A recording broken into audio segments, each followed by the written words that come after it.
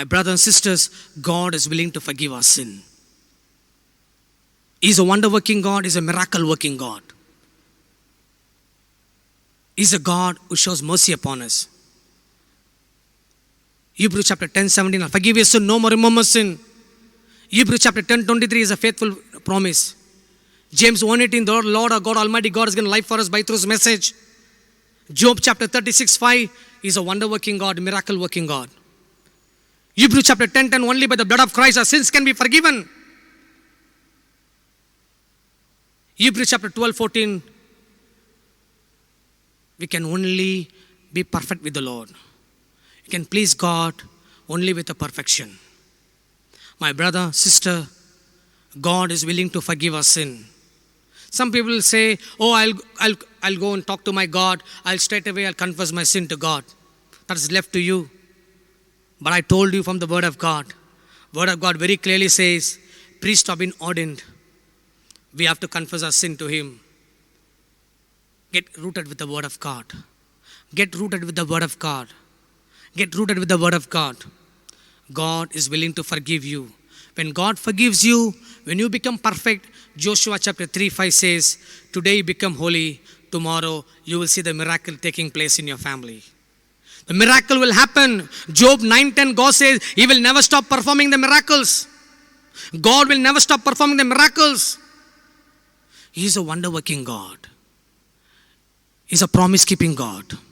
The moment you start obeying the Word of God, Deuteronomy 1:11 says, when you obey to God's commandment, He will bless you with 1,000 generations. Zechariah 9:12 says, He will restore the double blessing of God. Isaiah chapter 61:7, I will bless you twice what you are. Hebrews chapter 6:14, surely I will bless you, says the Lord. Genesis chapter 12:1, God said to Abraham, leave your father and mother and go to the place I am telling you, Abraham. Abraham left everything. God blessed Abraham mightily and powerfully. The moment you obey God, when you confess your sin, my friend, all these blessings are waiting for you. Joel chapter 2:21, I'll open the heaven, I'll pour out a blessing upon you, says the Lord. Haggai chapter 2:19, God says, today I will start blessing you. Micah 7:15, I will show the wonders in your life, says the Lord.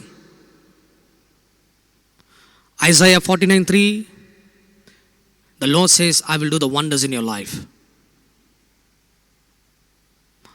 Daniel chapter 4:2, King Nebuchadnezzar, he says, He's a God who does a great, mighty, wonderful things. The man was full of pride, full of ego. He saw the miracle God did.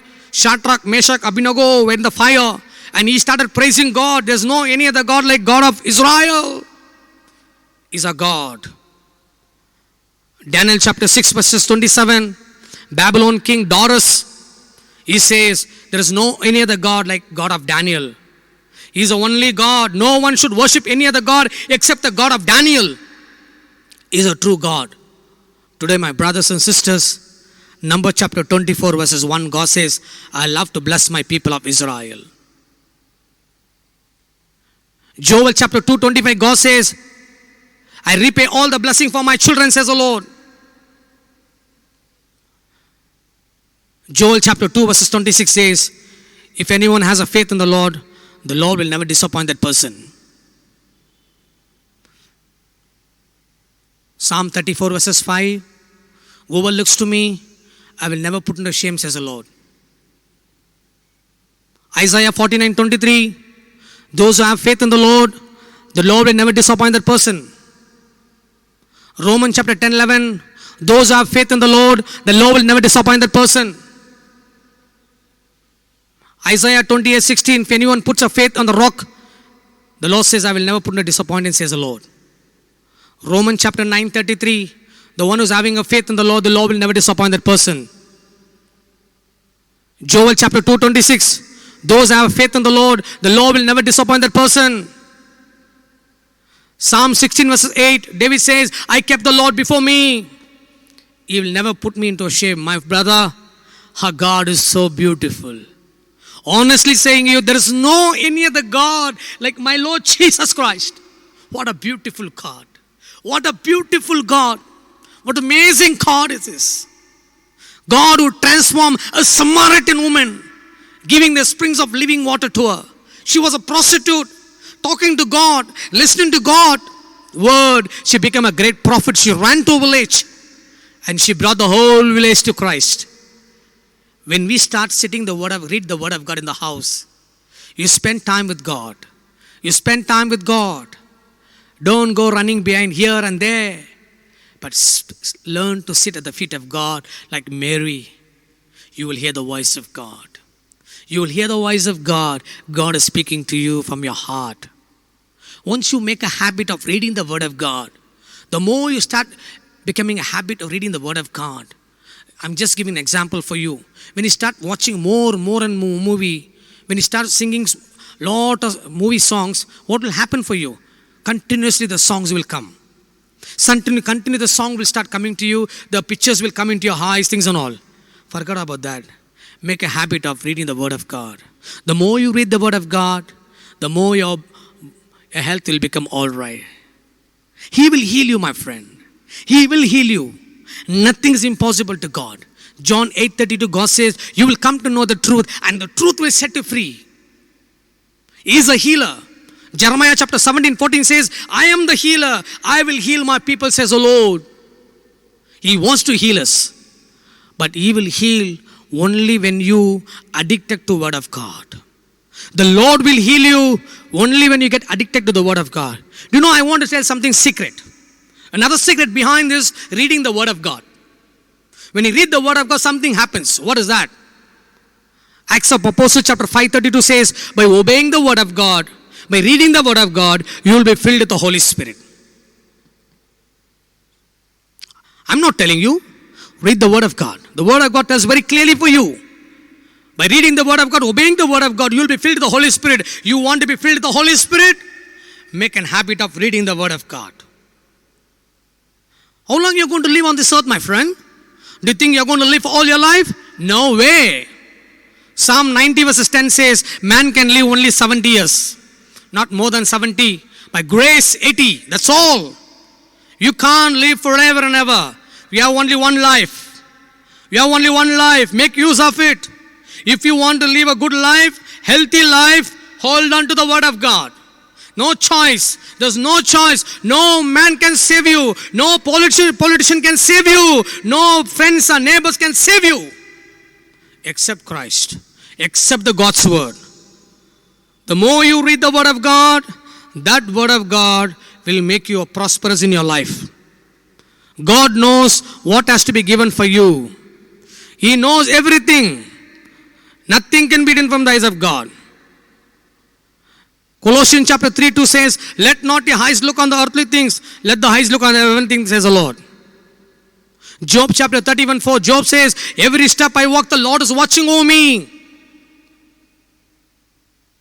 Sirach 23 verses 19, God's eyes is 10,000 times brighter than a sunset, my friend. Proverbs 5:21, no one can hide from the eyes of God. Proverbs 15:3, He is a God who can see through everything, my friend. Matthew chapter 10:30, He has counted all your tears. Psalm 56:8, the Lord has counted. Matthew chapter 10:30, even head of year has been counted. Psalm 56:8, God has counted all your tears. He knows everything of yours. Ephesians 1:3, God said to Paul, I know you very well before you are coming to your mother's womb.